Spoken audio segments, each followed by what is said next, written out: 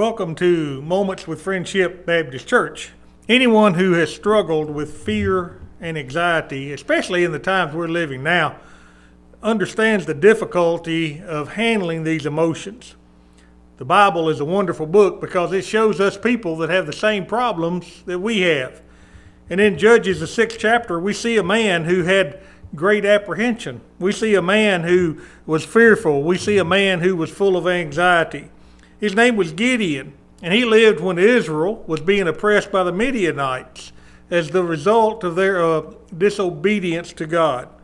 And conditions were so bad that Gideon was thrashing wheat inside a wine press so that the enemy would not know what he was doing and they wouldn't come steal his food.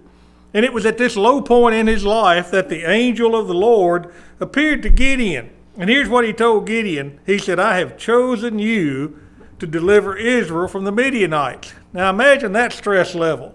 His stress level just went up 1,000%.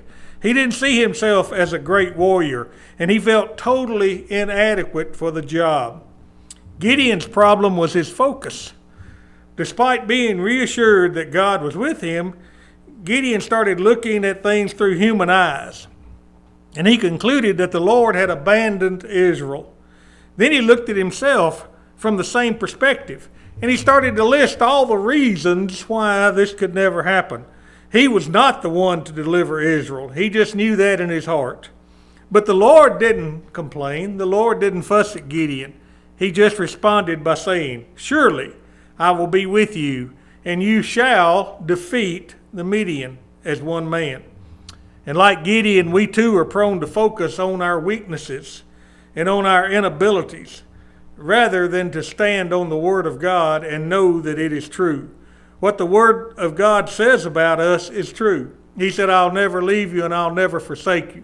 He said, "I'll stick closer to you than a brother."